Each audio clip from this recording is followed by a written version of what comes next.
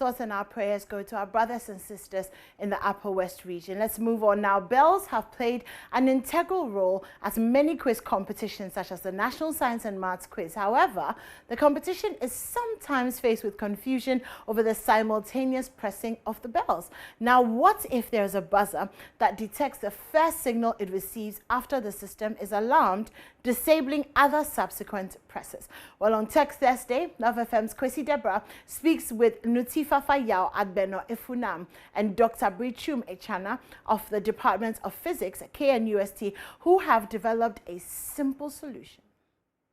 The College of Science KNUST is preparing to host the National Junior Science and Maths Quiz Competition. The Department of Physics was tasked to come up with a system that will facilitate some aspects of the quiz competition, where multiple contestants would have to compete to be the first to answer one question. Dr. Brichum Echana is the lead scientist. So the idea is that you have a question that is presented to a group of contestants, and the contestants need to race each other and be the first to answer. And in order to be able to determine who was the first, we decided that we needed to have some kind of technological input.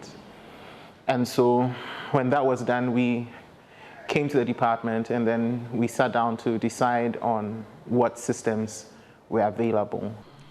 They therefore came up with 3 designs to achieve their goal. The first scenario was a wired system where all the devices would be connected by cables. The second scenario was to use a Bluetooth system where we use a Bluetooth technology. And the third scenario was the Wi-Fi technology. The final design that was chosen was a wireless design using Wi-Fi technology.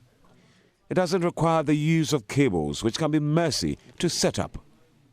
Again, its range is superior to that of the Bluetooth technology. Because the Wi-Fi technology gives you a range of up to 30 to 40 meters indoors and almost twice that outdoors.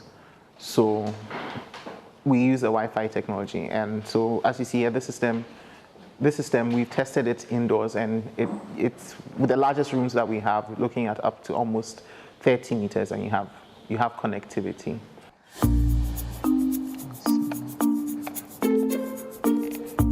The system consists of a wireless connection, a buzzer, an audio out, a display screen for the master, and an arcade push button. The Nutifafa Yao Agbeno Efunam is a Master of Philosophy student on the project. So in the quiz mode, the first thing that will be displayed is the weight. And in the weight, the master gets to read the question without any of them pressing a button to interrupt. But if the master wants them to be able to interrupt when reading the question, in the case of a riddle, then you press the main button, so it will write start instead of wait. And in this state, any of the contestants can press their button. So let's say, for example, this D. So if this press, then it will write on the screen D. So D have pressed now. Then if any of them tries to press, it doesn't affect what just happened. But if the master wants them to be able to press, except the one that just pressed. Let's say that person answered the question, but it was wrong.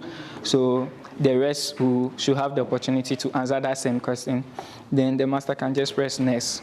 Then it eliminates the one that just pressed, leaving the other 2 to be able to press. So if, let's say, this press, then it will write, okay, this is group C, so group C have pressed. So it gives the opportunity to group C to answer the question. If group C answers and they also get it wrong, the master can press next, leaving the last person to press, and then the time to be showing. So if the time is up, you can stop it, or when they answer before that time, then it also displayed how long it took them to press the button. It also has built-in battery level indicator, and battery charging system. The battery can last up to 24 hours on a single charge. When the indicator shows green, it means that you have more than 6 hours for this to last. The maximum is 24 hours. That's a whole day. Reporter for JoyNews, Kwesi Deborah.